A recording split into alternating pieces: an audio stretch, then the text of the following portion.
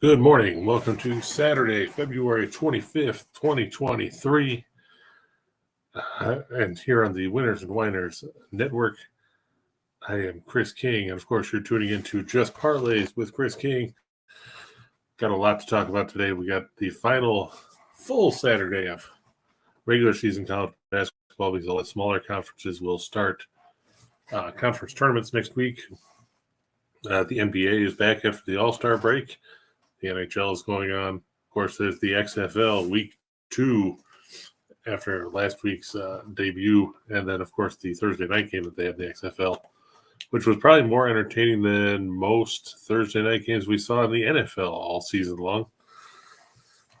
So there's that. We'll start by talking about how the Clippers signed Russell Westbrook and then promptly forgot how to play defense as they took part in the second highest scoring game in NBA history yesterday, falling 176-175 in double overtime to the Sacramento Kings. Of course, the only game higher scoring than that was the Pistons-Nuggets game back in the 80s that went to triple overtime, ended up 186-184. Clippers shot 60.2% from the field, 26-45 from three-point range, and still lost.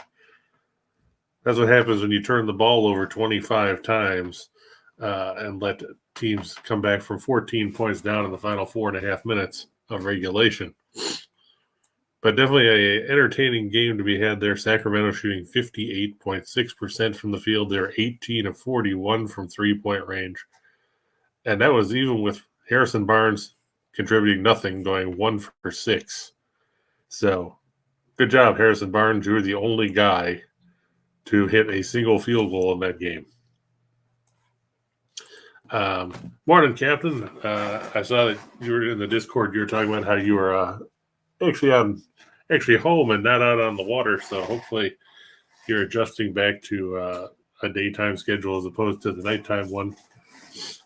T-Trade, another nice pick by you in the Discord last night. And I saw Mason's video too with Iona. I know that it looked concerning in the first half of that game because Mount St. Mary's was up, I believe it was 6 at the half. But Patino's boys got it together in the second half to come up with the victory in that one. What else we see in college yesterday? We got to see a lot of smaller schools put together games. Xavier bounced back, whipped Seton Hall 82-60. My question to Xavier is, where the hell were those points the other day when you played Villanova? Because, they would have come in handy then. VCU beat Richmond in the Atlantic 10, so they hold their advantage in the conference as we head into the final week of the regular season there. And some of the other smaller conferences that not everybody likes to talk about, Kennesaw State took down Central Arkansas 72-56, while Liberty rolled past Queens University of Charlotte 72-53. That leaves the Atlantic Sun. Both the Flames and the Owls finished 15-3 in conference play. So going to be some good stuff going on there as the A-Sun tournament gets going next week. We saw Florida Gulf Coast beat Austin Peay. Nobody really cared about that unless you were betting on it. One of our other guys in Discord, Matt Floyd, talked about North Florida yesterday. The Ospreys took down Bellarmine 79-67 at home behind 25 from Carter Hendrickson. So good stuff there. In the late games, Air Force gave UNLV all they wanted before falling 54-53, and Nevada survived an early three-point barrage from Fresno State to beat the Bulldogs 60-56 on the road. Of course, that game wasn't without difficulty as Nevada led by 9 with 7 minutes to go and only scored 5 points the rest of the game, including 3 points over the final 5 minutes. So nothing's easy for Steve Alford's team, but they're 22-7, they're 12-4 in the Mountain West, leaving them a game and a half behind San Diego State for the top spot. San Diego State, by the way, will play New Mexico State New Mexico. New Mexico State doesn't have a team this year after all those issues we talked about a couple weeks ago. Boise State 12-3. They'll be in action today as well, as the Broncos will take on none other than San Jose State on the road. That should be a good matchup. Then, of course, those two teams, Boise State, San Diego State, will lock up on the blue floor of Boise on Tuesday night before Boise closes against Utah State. San Diego State will close their regular season by facing Wyoming at home next Saturday. Where have you gone, Jeff Linder's team? Wyoming, they made us a lot of money last year. They haven't been very good this year. They definitely missed Graham Ike, and Hunter Maldonado couldn't do it all by himself. They were taken down by Colorado State last night in a game that probably wasn't as close as the final score indicated, and it was still a double-digit game. Morning to John, morning to Crystal. Hopefully you guys are all doing well. Hopefully the weather is conducive where you are. I know that there's an ice storm back where I'm from in Western New York yesterday or over the last couple of days. Meanwhile, down here in the Palmetto State, it was in the 70s. And I think it's supposed to be 60 today, but it'll be back in the 70s tomorrow. So, and let's not forget, also, spring training baseball started yesterday. We saw Manny Machado become the first guy to get docked a strike in the with the pitch clock. One of the things I saw that was on Twitter this morning was someone was talking about the pitch clock rules and everything like that, and saw them implemented in college, and it led to a pitch clock violation led to the final strike of a game. It ended a game. I think it was Kansas State and LSU or something like that. But, yeah, the pitch clock ended the game because the guy wasn't in the batter's box. First time that happens, you know there's going to be all hell breaking loose in Major League Baseball. T-Trey says, Iona never had it covered until the final seconds. Well, that's what makes it one of those fun games to watch, isn't it? It's good preparation for March Madness, games like that. But, yeah, the Gales outscoring the Mountaineers 49-32 in the second half of that game to win by a dozen. So good stuff there. We talked briefly about the Clippers there. What else did we see in the NBA last night? We saw the Wizards continue their trend of blowing big leads and losing. Lost 115-109 to the Knicks. I know the Discord was kind of split on the Hawks-Cleveland game. Everybody was saying that Cleveland should be fine because they were, even though they were playing the second game of back-to-back, they left their defense in Cleveland because they gave up 80 points in the first half against the Hawks, lost 136-119. We saw the Bucks trample the Heat. That's their 13th win in a row, even with Giannis Antetokounmpo leaving in the first quarter with a knee injury. They still won 128-99. Someone want to tell me where the Nets were? Did somebody forget to tell them the second half of the season started? They had 37 points midway through the third quarter, and they were just obliterated, 131-87 by Chicago. You know, the game was over 2 minutes in when it was 8-0. But just a horrible performance by the Nets. How you get beaten that badly? Dorian Finney-Smith put up 2 points in 25 minutes. Cam Johnson 10. Bridges had 13. The best players for the Nets came off the bench when the game was already well decided. Brooklyn shooting just 37% from the floor. They were beaten on the glass 57-31. Just a terrible performance when you get right down to it. Golden State bounced back from losing to the Lakers. They beat the Rockets. I don't know if anybody is surprised by that. I mean, let's face it, Houston's a terrible basketball team. We saw Phoenix beat Oklahoma City 124-115. give the Thunder credit. They played without Shai Gilgeous-Alexander and still hung in pretty well against the Suns team that seems more energized of late. Getting Devin Booker back, and they hope Kevin Durant will return to action in the near future. But we'll see how that plays out.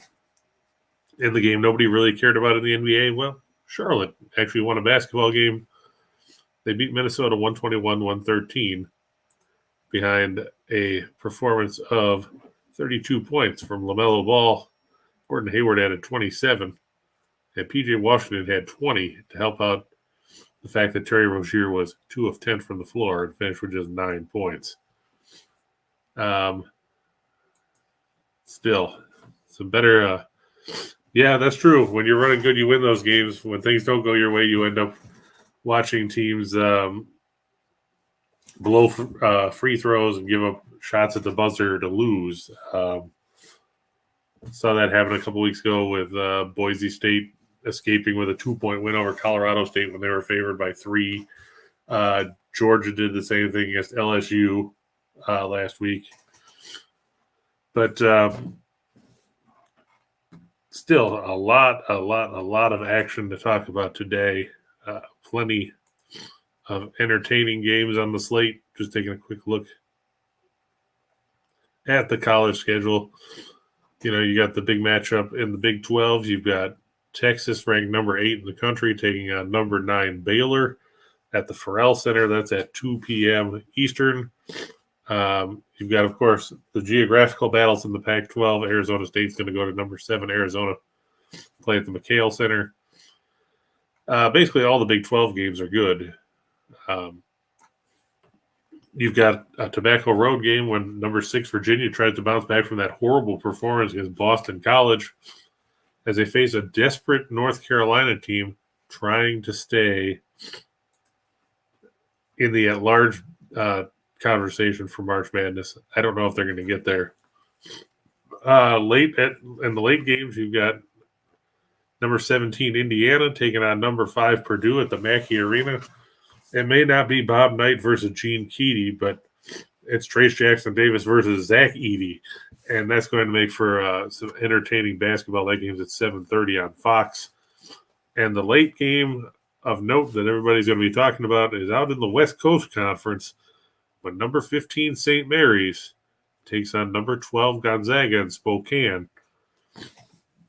A lot at stake. If St. Mary's wins, they'll sweep the season series. They'll win the West Coast Conference title outright.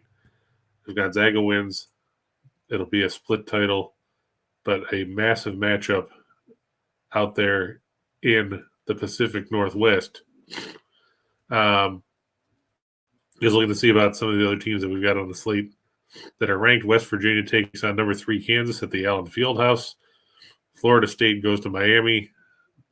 Not sure how Leonard Hamilton's team's going to perform. They haven't been good all season. UConn takes on St. John's at noon. Creighton goes to Villanova. That game will be in the Wells Fargo Center. Kansas State takes on Oklahoma State. That's a big game for Mike Boynton's team. The Cowboys trying to solidify their spot in the tournament field.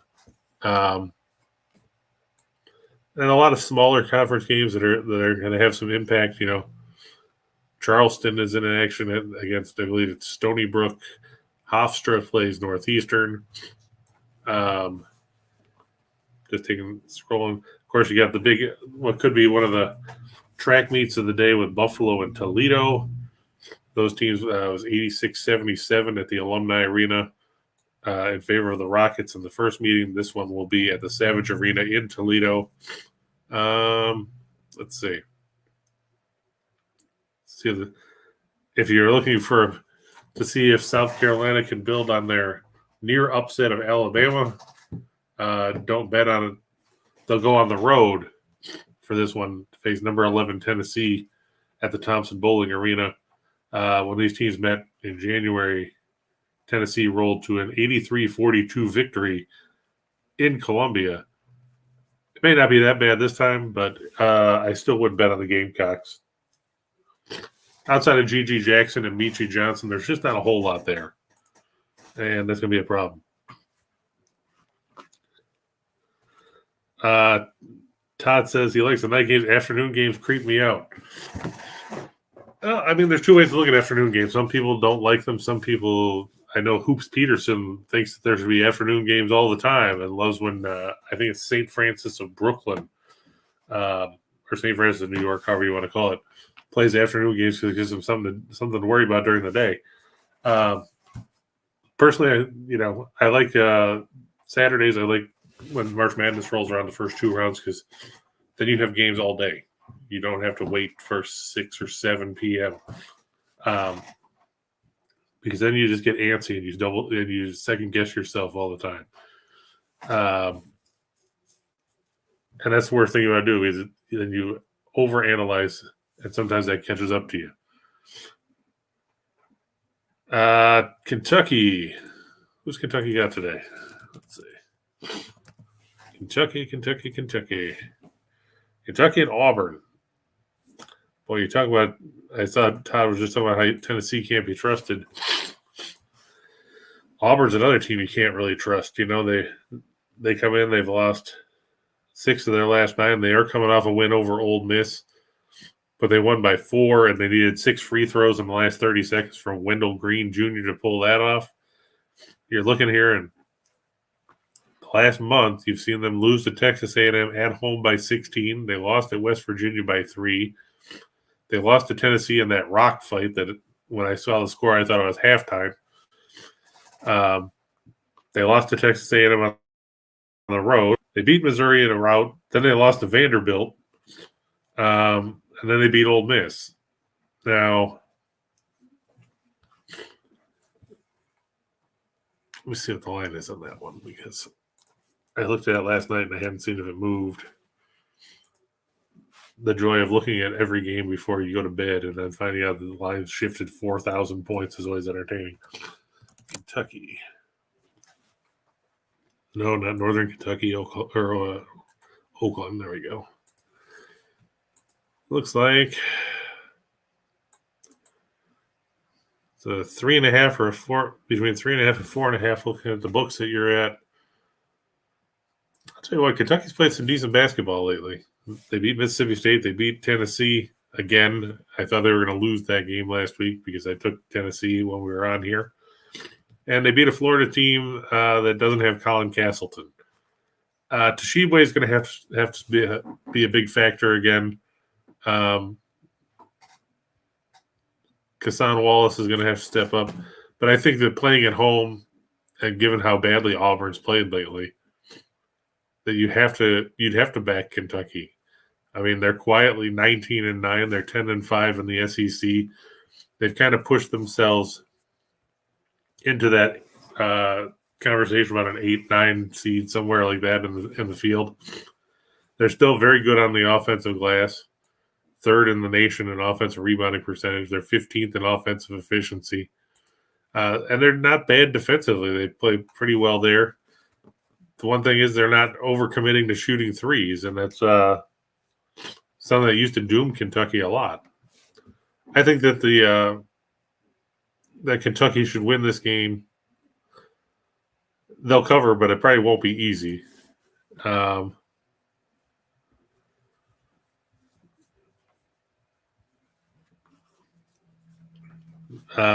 says he doesn't think Gonzaga's going to let St. Mary's win the conference in their building. Yeah, I could see that. I don't know if they'll win big, but I see them winning it at home. The problem with Gonzaga is you never know, are they going to win by 40 or are they going to win by 3? And that's the most annoying thing that we've seen all year long with Gonzaga. You don't know who's going to show up. You just think that they can play basketball for 10 or 12 minutes at peak efficiency and just run away with games, and it hasn't happened. You just look here, they beat Michigan State by 1. They beat Xavier by 4. They beat Kent State by 7 in their own building. They beat San Francisco by 2 on the road. They beat Santa Clara by 5 on the road. They beat BYU by 1. They lost to Loyola Marymount. They beat Pacific by 9. They beat BYU by 7. They beat Pepperdine by 9. And then they turn around and blow San Diego out. The weird thing is, the conference schedule ends tonight, but Gonzaga scheduled a game for Wednesday before the conference tournament against Chicago State. I don't know what you're planning on learning about your team when you play at Chicago State. I get that the Cougars aren't the doormat they've been in previous years. They come in 11-18. They've won 6 out of 7. But if you look at that 7-game win streak, they played Hartford twice, a team that's going down to Division III.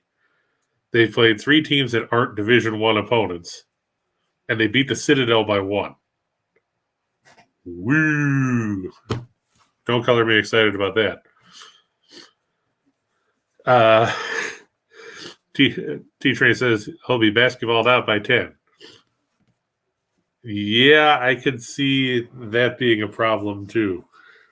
T-Train, I was up until I want to say 12:30 or so looking at everything last night, and that was enough for me, especially with being up early.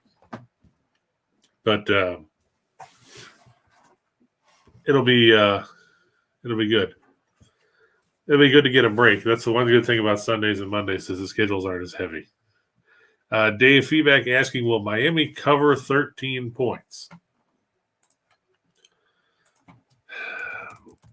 The thing with Florida State is they don't score a ton. They've been terrible on the road. You look at their recent road games, lost by 40 at Clemson last week, lost by 28 to NC State on February 1st. They did beat Louisville by 3. Their signature win on the road is that win over Pitt, and that was a month ago. I don't see them stopping Miami.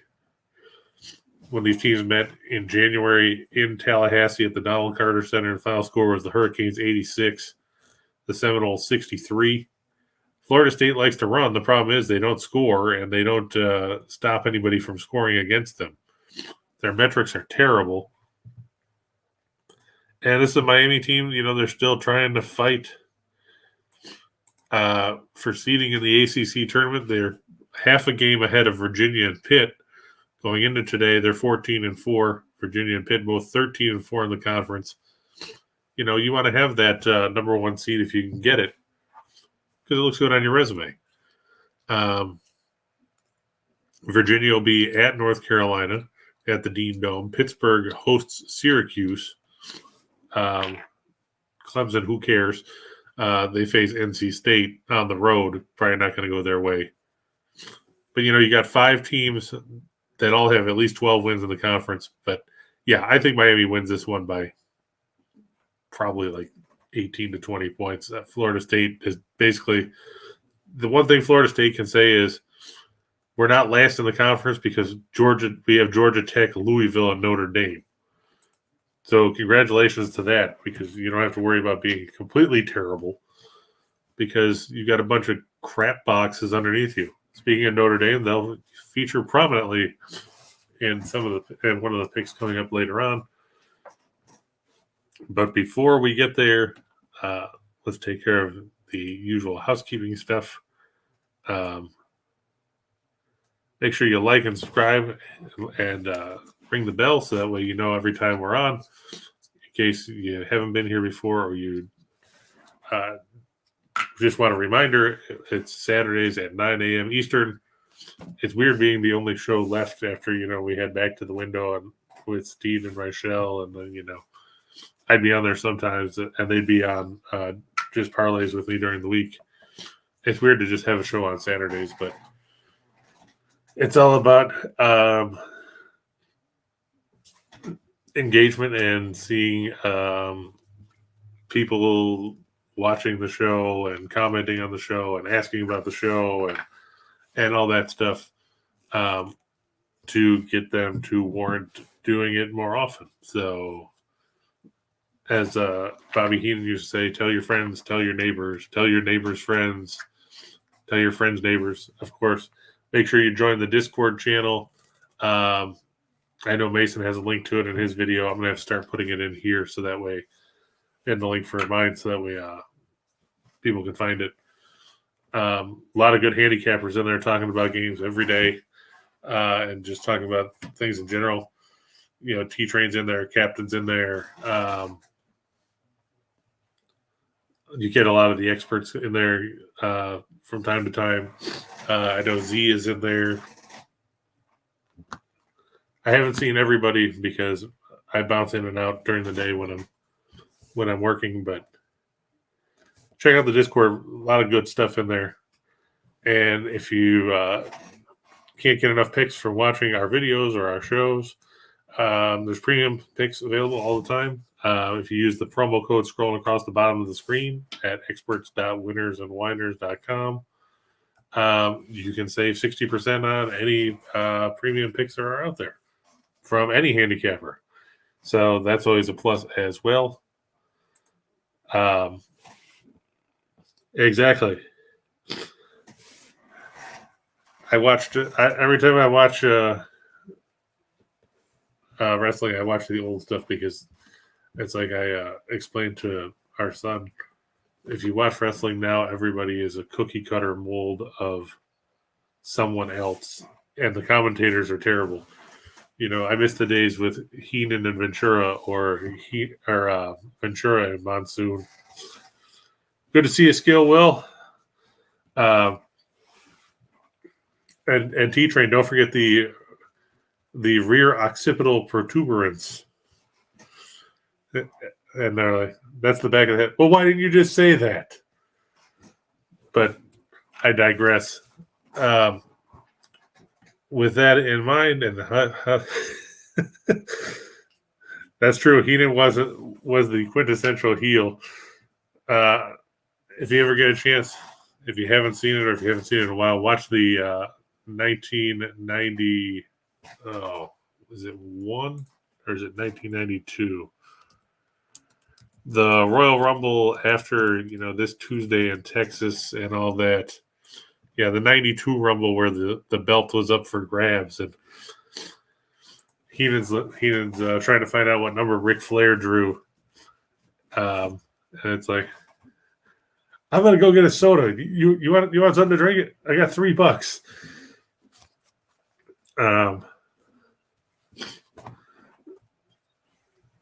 But good stuff.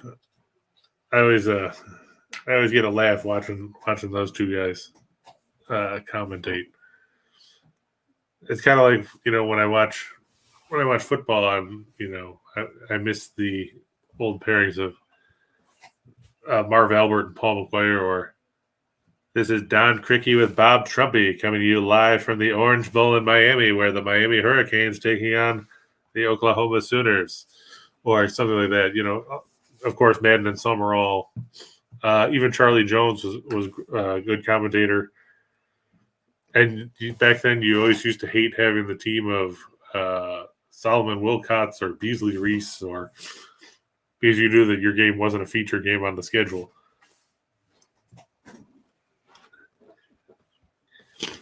Yeah, that was also the one where Hogan threw the ashes in the Undertaker's face, and then pinned him on the chair. The good old Snake and Randy Savage, and it was sad to see Lanny Poffo pass away too.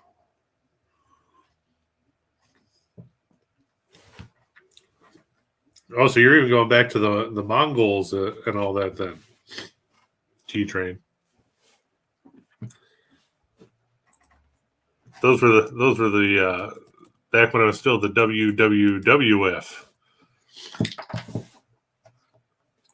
Those were the quite the days of yore. But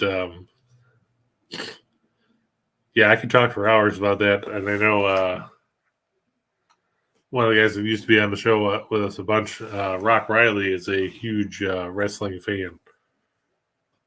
So if he ever comes on the show again, we could probably talk for 3 or 4 hours just about wrestling, and then we wouldn't get anything done. Skill Will asking about Iowa and Iowa State and Iowa A&M and Iowa,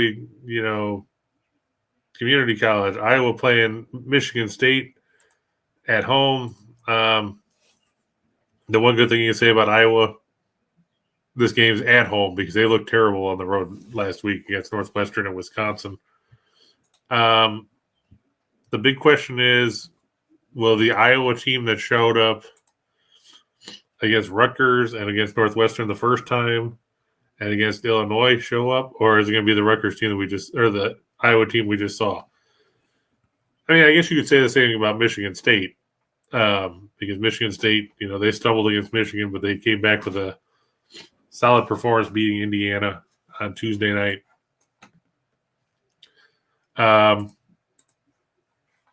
When it gets down to it, I've got to lean towards the fact that Iowa has played pretty well at home, 13-2. Michigan State just 3-5 on the road. And it took a lot of emotion for Michigan State Tuesday night with the whole school or campus shooting and all that went on. I think this is a bounce back game for Iowa. I hope that they play better than they did, because if they play like they did against Wisconsin, it's going to be a short trip through the tournament. Iowa State. Here's the thing with Oklahoma. Oklahoma plays well at home for the most part. Oklahoma does not play well on the road. They lost to Texas last week by 2 in overtime on the road. Lost by 10 to Baylor a couple weeks ago. Lost to West Virginia by 32. Lost to TCU by 27. Lost to Oklahoma State by 16. They haven't won a road game since January 7th when they beat Texas Tech in overtime. This is a game where Iowa State needs the win. They need to get right. They've lost 6 of 8, 4 of 5. And they've hung in games except for the Kansas game. They just couldn't finish. They should be able to finish against an Oklahoma team that they've already beaten in Norman. Oklahoma very good on the defensive end of the floor. Second in turnover percentage forced. Meanwhile, Oklahoma is 289th in turnover percentage offensively. I like Iowa State. I can't trust Oklahoma away from home.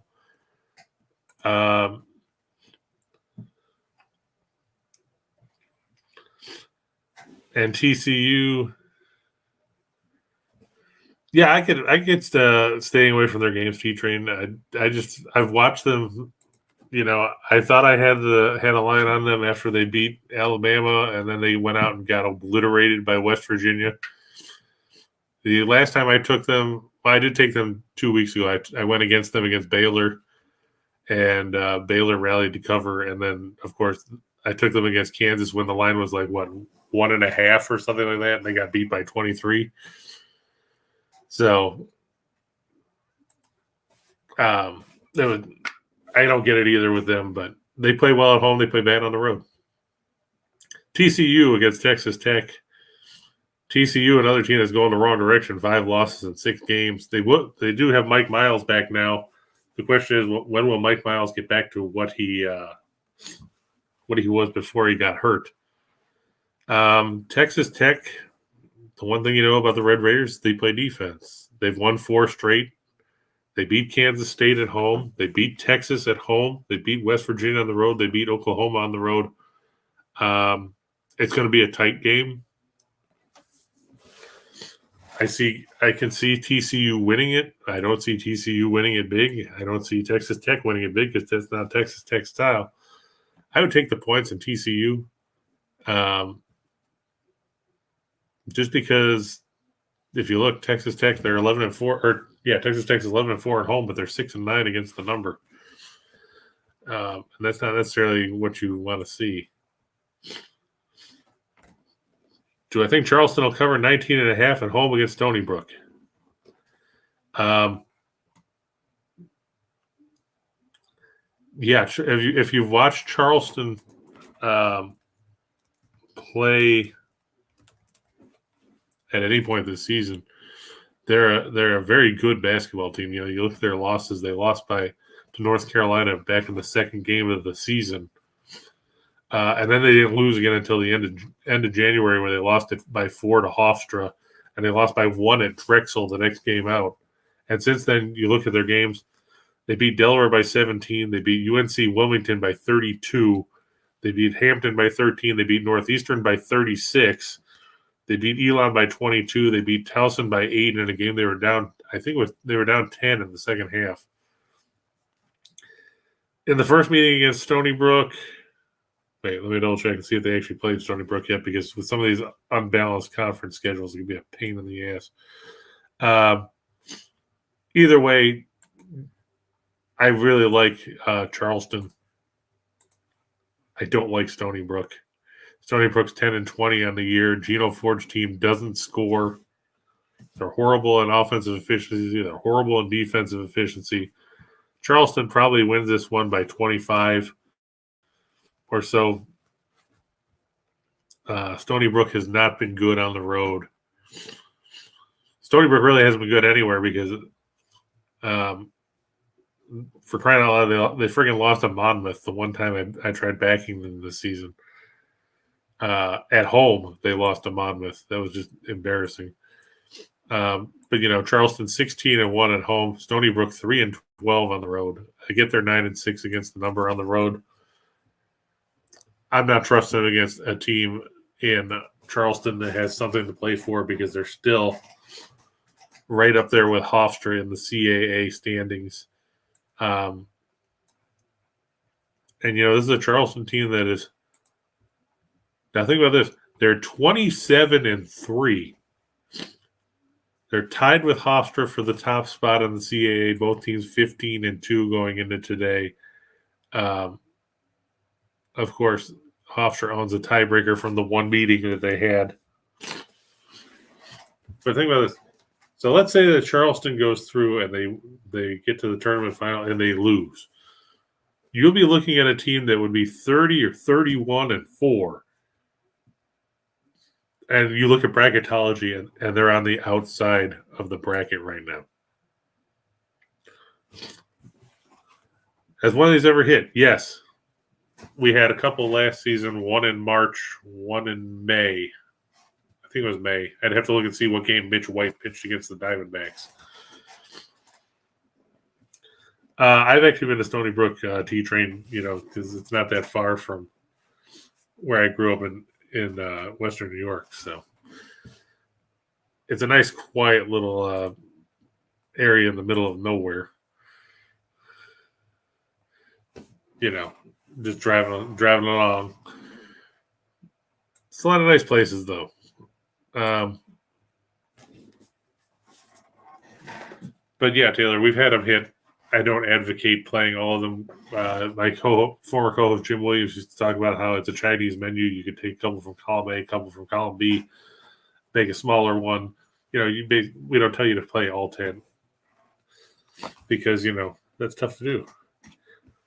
Oh yeah, it's always cold. But it toughens you up. Yeah, I talk about the NBA too, Jay Mars. We talk about pretty much everything on here. Not just college, not just hockey. When baseball starts, we'll talk about that. If anybody wanted to talk about the XFL, we can talk about that. I'm personally going with Vegas minus the points against DC. Don't have any faith in the Defenders after watching them last week.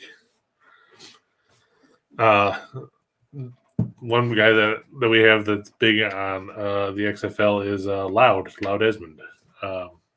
I know he handicapped the games last week. Pacers underdog bet of the day against Orlando. I don't hate it. I don't put a ton of faith in Indiana because we've watched them completely fall apart over the last month or so. They hung around against Boston. They hang in games. They just don't win them. Their last meeting against Orlando in Orlando, they lost by 6. The Magic have quietly played decent basketball lately. I guess decent for them. They're only 10 games below 500. The bad news, that's the bad news. The good news is they're still only 7 games out of the Southeast Division because it's so bad. I haven't seen what the line was on that one since last night. I was leaning Orlando last night, but that was more on the money line as opposed to the spread because, it's actually gone down to 2.5. Yesterday, originally at one point, I think it was showing like Orlando minus 4 or 5 at a couple of books. 2.5 it's not bad. I mean, I know they struggled against Detroit. Interesting numbers on Indiana: 1-8 against the number in their last 9 on the road. 1-8 in their last 8 on one day of rest. 0-7 in their last 7 after giving up at least 125 in their previous game.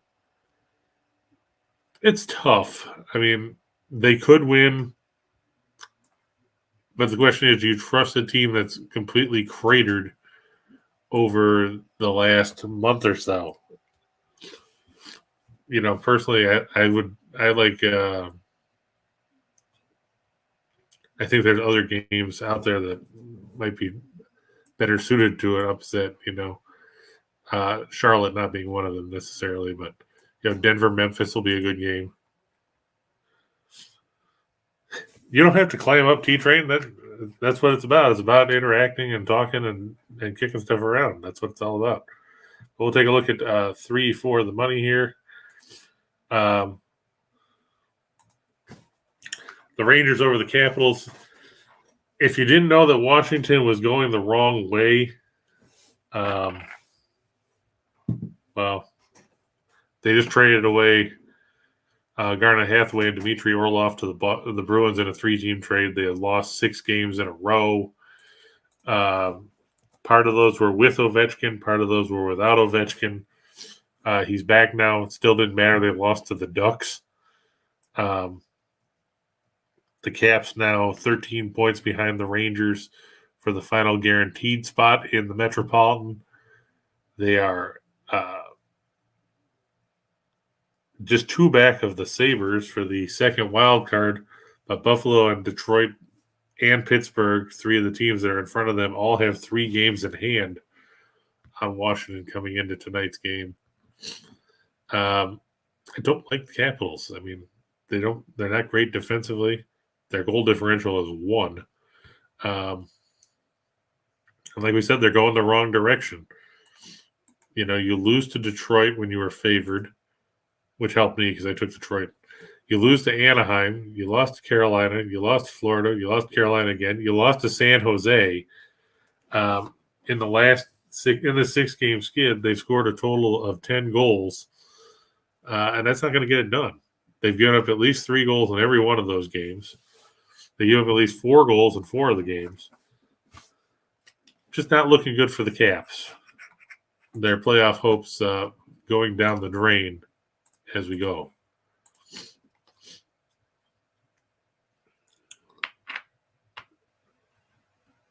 Pistons +7, Utah first half money line, the Knicks on the money line. Yeah, Toronto's been inconsistent. Van Vliet's not supposed to play for Toronto. Utah's playing the Spurs. I don't think we need to talk a whole lot more about that. I know Captain will be disappointed, but he knows the Spurs are bad. And the Knicks, the question is, will the Knicks have anything left after having to burn so much yesterday to get back after falling behind by 20 to Washington? And Cap talking about UMass Lowell. Will they be motivated to cover? UMass Lowell taking on New Hampshire. Sadly, they lost their first meeting against New Hampshire on the road, 69-65. Could they be motivated for revenge? They could be. It's weird when you look at the schedule or look at the standings now, and you look and see, all the upheaval and all the changes that we saw at Vermont, and talking about earlier in the season. This isn't the same Catamounts team that they've been in previous years, and they come into this one with 10, or they come into the regular season as it winds down with 10 straight wins. They got the fourth longest win streak in the nation. I think Lowell wins, but I see your point about them not being motivated enough to cover. The only thing that you can hope for on that front is that they're at home, so it's probably senior day, and that they want revenge. I see them. It'll be, if they cover, it'll be close. But it wouldn't surprise me if they end up winning by 8 or 9, because, like you said, they're already locked into that 2 seed. They know they're not going to be going and doing anything. They can't unseed Vermont. And Cap, when you wrote that, I just think of Mr. Mackey from South Park. Yep, Spurs are bad. Okay. Nobody likes the Spurs. But I digress. Hofstra over Northeastern. We just talked about Hofstra a minute ago. The Pride playing very well in the CAA. 15-2 in the conference. Northeastern pretty much punted the season a while ago. Hofstra comes in. They've won 10 in a row, just like Vermont. They've won 14 of 15. Their one loss was a dud on the road at Towson. That was back on January 16th. That's their last loss. Northeastern, meanwhile, has lost 8 of 10. They lost by 26 to Charleston, lost by 9 to Towson, lost by 3 to Delaware, lost by 1 to Elon. Then the losses started coming. They lost by 19 at home to Hofstra on February 8th, lost by 12 to UNC Williamson, lost by 36 to Charleston. They bounced back with wins against Monmouth and William and Mary. That'll get you a kudos, I guess.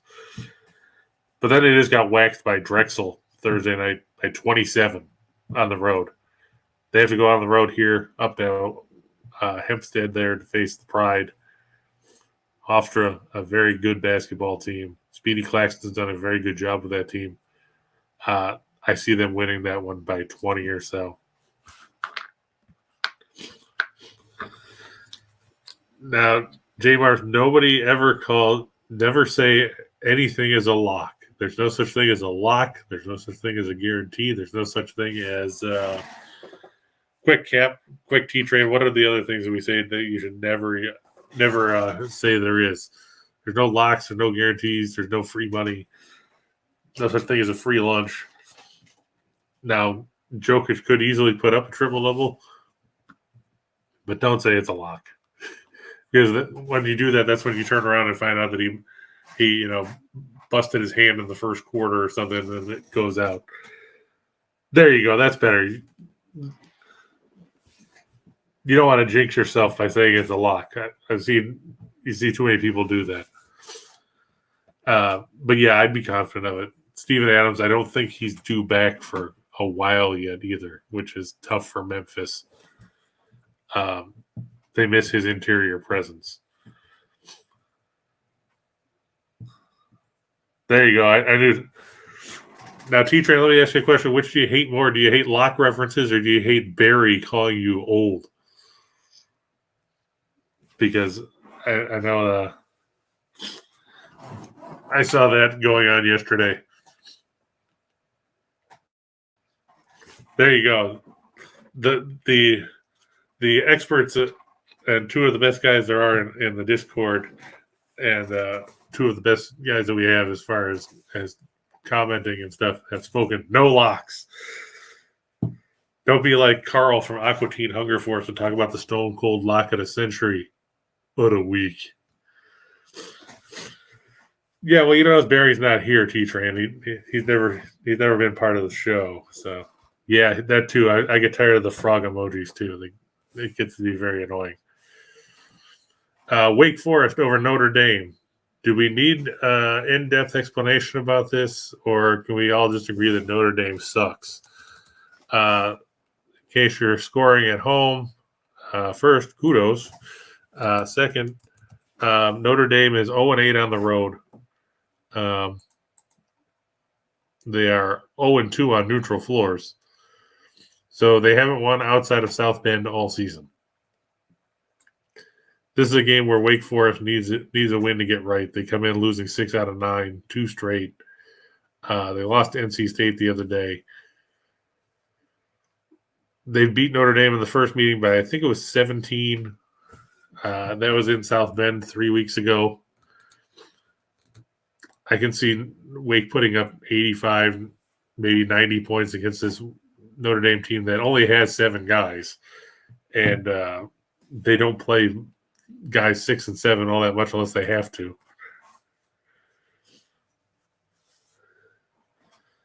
I know you would, T-Train. I'm just saying that he's not here.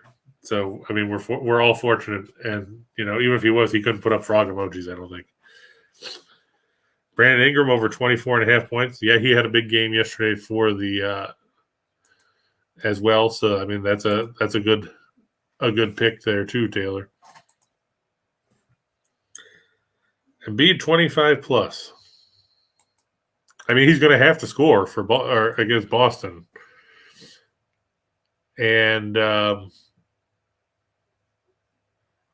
just taking a look at what he's done lately. I know he struggled in the first half of that game against Memphis, but got it going in the second half. Just trying to see what Embiid is. He's averaging 33 on the year. I mean, so you'd think 25 wouldn't be that hard. But, he's averaged 27 in the 2 games against Boston this season. I can see him getting to 25, 20, 28 points, somewhere around there. Especially with, they don't have a lot of center depth. I don't think Dedmon is going to play. I think he's out. And Montrezl Harrell, that's when you go basically a small ball.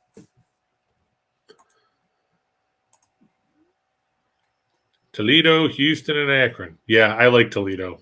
The other thing I like in that game is that you won't have to worry about playing any defense because both those teams are horrible defensively. Buffalo, I think, I wrote the game for winners and winners. They were like 340th or something like that. And Toledo was like 345th in scoring defense. But Toledo is second in the country in scoring. They were averaging, I think, 85 a game. And I don't think you're going to see Buffalo play the way they did defensively against Central Michigan the other day when Central Michigan scored all of 35 points. It wouldn't surprise me that game went over. I know yesterday the total for it was 164-ish. It wouldn't surprise me if they hit 170. First meeting was 163 at the Alumni Arena. But Toledo's a different animal at home. You look at their point totals as the home team this season, 85, 112, 90. They had 69 against Canisius. That was an aberration, I think. 103, 83, 102, 90, 84, 91, 84, 89, and then they had 84 against Akron. So they pretty much walk into 80-plus at home. Yeah, Toledo definitely could be a pain in the ass. They got some good weapons there. They're one of those mid-major teams. Kent State is another one, that's a good mid-major from the same conference that gets overlooked. And let's not forget what Akron did to UCLA last year in the first round, gave the Bruins all they wanted. But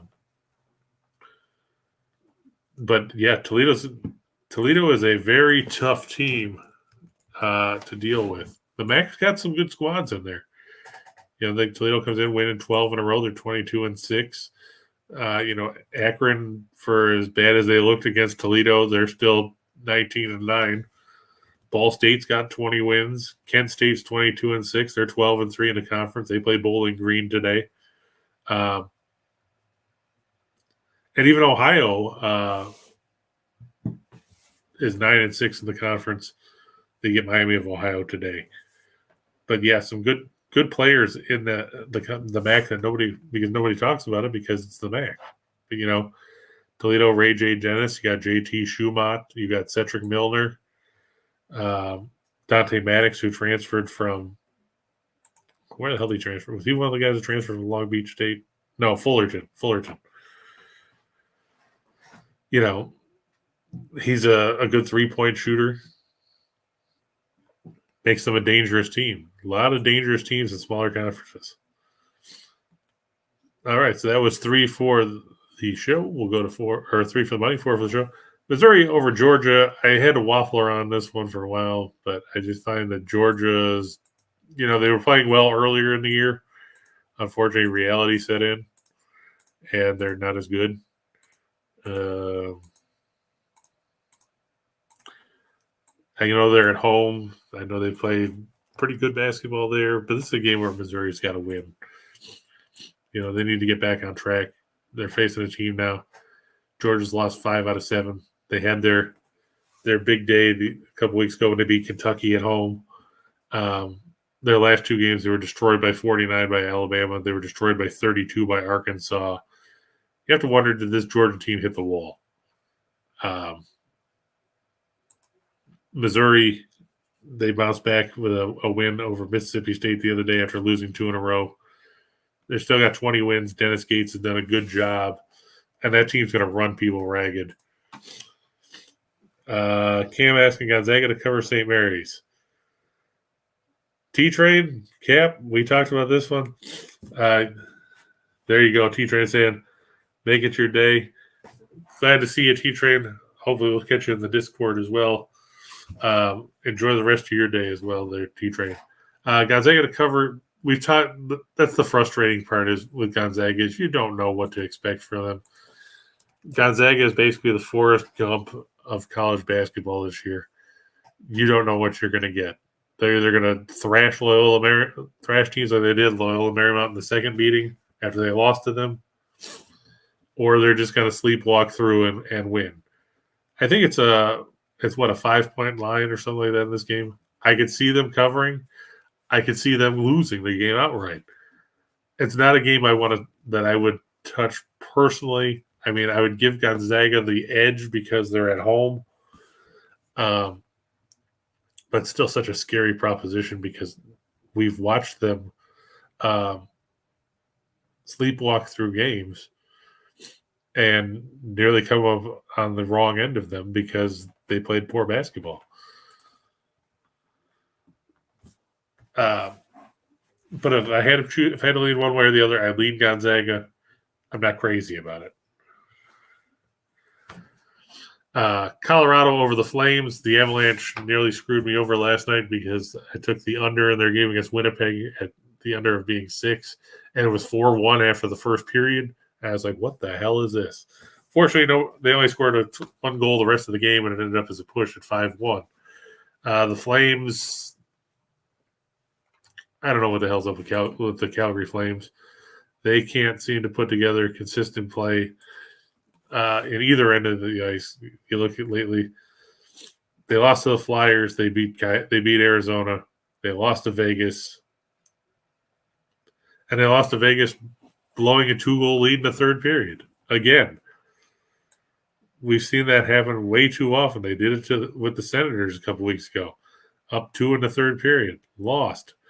They were up 3-0 in that game against Vegas and still lost. I like Colorado in that one. Just talked briefly about Ohio a minute ago. Ohio's played some good basketball lately. They've owned Miami of Ohio in recent years. They come in with 6 straight wins on the books. Only one of those by less than 9 points, and that was against Northern Illinois. First meeting this season against Miami of Ohio, they won by 10 3 weeks ago. That triggered this 6-game win streak. I think Jeff Bull's team gets the win over the Red Hawks on the road, sweep the season series. Is Arizona going to whoop Arizona State? Boy, I'll tell you what, I sure as hell hope so because I didn't like Bobby Hurley when he was a player. I didn't like Bobby Hurley when he was the coach at Buffalo. I don't like Bobby Hurley now. I get that Arizona State is coming off a win over Utah. Whoop-de-doo. They also beat Stanford and Cal. They had to go to overtime to beat Cal. I know they hung tough on New Year's Eve. They lost by 9. But this is an Arizona State team that responded well after their upset loss at Stanford. A couple weeks ago, they beat Utah by 26. They beat Colorado by 10. And I know they got USC and UCLA coming up next week in the final week of the regular season, but this is an Arizona team that is very good playing at home. Their one home defeat all season came to Washington State, who I think surprised them in that game back on January 7th. But you look at their other home games, they won by 42, by 17, by 27, by 13, 38. They had a 5-point win over Tennessee back in mid-December. 21-25. They beat Washington by 3, and I think that's kind of why they got upset by Washington State. But since then, they beat USC by 15 at home. They beat UCLA by 6. They beat Oregon by 15. They beat Oregon State by 32. And then Utah by 26, Colorado by 10. I don't see Arizona State keeping this one within single digits. I think Arizona wins by double digits. Cam asking Devils versus the Flyers. Yeah, the Flyers looked flat yesterday, losing to Montreal. New Jersey coming in off an overtime win over the Kings Thursday night. That was a tough game there. I mean, both these teams lost to Montreal this week, which is kind of weird. But, the Devils are the better team. They got the rest factor. Philadelphia, Rye Cape, who's a big Philadelphia fan, was talking about how they don't have a number one goaltender. And that's going to make it tough for them. I'll back the Devils in that one. Yeah, it is juicy on that under for RJ Barrett for sure. Finally, Ottawa over Montreal. Both these teams played. Let me see. Did Ottawa play last night? I watched so many different games last night. It was hard to keep track. Montreal played last night, and like you said, they actually won a game. Ottawa was blanked by Carolina.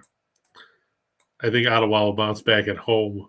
Or, I'm sorry, on the road. They've already beaten Montreal twice right before the All-Star break. Sens still hanging around in the playoff picture. They're 6 points back in the second wild card spot. I look for them to pick up 2 points there. And that takes us to the shot in the dark. Like we said, you don't have to play all of these. We probably recommend that you don't, because it's hard enough to win a 4-teamer or a 6-teamer. 10 is tough.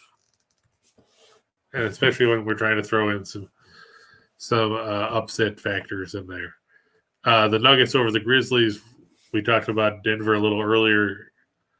Jay Mraz talking about Jokic on a triple-double at plus 125 is out there as well. Denver showed grit by beating Cleveland on the road the other day. Memphis is Memphis. They play well at times, but they go through stretches where they can't hit the broadside of a barn, and that can prove to be costly. I went with Orlando over Indiana. I know we talked about this one a little bit earlier. Indiana's trending the wrong direction. I'd like to be wrong because I like the Pacers with some of the talent they've got, but Orlando's been motivated lately, and they're not completely dead in the playoff picture. Dallas over Vegas on the ice. The Stars disappointed me the other night with that loss to Chicago. But they're facing a Vegas team that's been up and down. The Stars have better goaltending, and they still got some good talent offensively with Robertson and company. Colgate over Navy. This is in the Patriot League. It's in Annapolis. But Colgate has been such a good basketball team for so long in the Patriot League. They come in winners of 5 straight, 16 of their last 17 games. Their one loss in that stretch, a 1-point loss to American 3 weeks ago. They beat Navy by 14 in the first meeting back on January 5th in Hamilton. Colgate leads the nation in effective field goal percentage at 58.4%. They lead the league the nation in 3-point shooting. They don't turn it over. If they're shooting well with Richardson and Smith and records. It's going to be tough for Navy to hang in that contest. Virginia Tech over Duke. Now, this is one of those times where I'm like, people are like, why are you taking Virginia Tech? Have you watched Duke play basketball this season?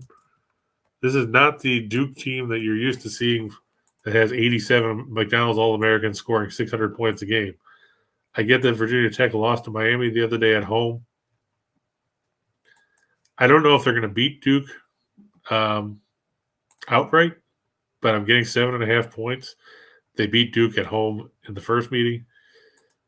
This is a Duke team, they put together probably their best 2 games of the season against Syracuse and Louisville. Beating Louisville doesn't really impress me. They didn't cover in that game either. And they could be looking ahead to NC State. John Shire's team just it doesn't move the needle for me. George Mason plus 11. No, I don't think they're going to beat Dayton outright in Dayton, but I will take double-digit points. The last time I went against Dayton was against George Washington on January 21st when they were giving, I think, 8 on the road, and they lost outright by 7. Dayton plays good basketball at home. They beat St. Louis a couple weeks ago by double figures. But George Mason's been playing decent basketball. You look at their numbers, they come in with 3 straight wins. They're 16-12. I think Dayton wins, but I think it's going to be about an 8-point game. So I'll take double-digit points if I can get it. Oral Roberts trying to go 18-0 in the Summit. They've won 13 games in a row. Their last loss January 9th to New Mexico on the road, back when New Mexico was something to talk about. Here's the 4 teams that have beaten Oral Roberts this year, all on the road. St. Mary's, Houston, Utah State, New Mexico. That's it. In the Summit League, let's see, 2, 3, 4, 5. Less than half their games are decided by single digits. Only a couple of them decided by 3 or less. You got to watch out for Max Abmas, Connor Vanover. That's a nice 1-2 punch to work with. Vanover at 7'5" can still shoot the 3. Makes them a very dangerous team. Chicago over the Sharks. I'm surprised that there was that much of a plus number in that one, given the fact that both teams are terrible. Patrick Kane been on a roll lately, and the Sharks have just 6 wins at home all season. 6-15-7. Can't back a team like that. The Red Wings over the Lightning. The Red Wings have been hot. Tampa Bay comes off a 6-5 overtime loss to the Sabres. Detroit needs a win to keep pace in the playoff race. I'll take them at the Joe Louis Arena. It may not pan out, but got to back the team that's been rolling lately, and that's the Red Wings, and that's a scary concept because you never see that. Finally, the Spurs and Jazz under 242. I see this number has actually trended backwards a little bit. It's at since I did this yesterday or last night, it's at now 240.5 or 241. I mean, Utah's got 3 straight unders on the books coming into this one. And as bad as San Antonio's defense has been, I don't know if they're going to get to that high of a number. The line has bumped back half a point. It was 10, now it's 9.5. But that will do it for today's show. I want to thank everybody for being here, for being involved and commenting and throwing out some ideas. We'll be back next Saturday, of course. Talk about conference tournaments, talk about the final Saturday of the regular season, because we're only less than 3 weeks away from March Madness, folks. Can you believe it? We'll talk about the XFL. We'll talk about the NBA. We'll talk about the NHL. We'll talk about spring training baseball if you want. And we'll kick it all around. We'll figure out what works, what doesn't, and we'll go from there. Like I said, use the promo code on the bottom of the screen. Save 60% off any of the premiums at experts.winnersandwhiners.com. Make sure you go to the Discord. Get yourself acclimated. Talk to all the other great guys. Like I said, Captain's in there, T-Train's in there, a bunch of other people. I can't remember everybody, but a lot of good people in there talking about picks and things like that to help you put money in your pocket. And we will see you next Saturday. Same bat time, same bat channel for the Winners and Whiners Network. And Just Parlays, I'm Chris King. We'll see you then. Bye-bye.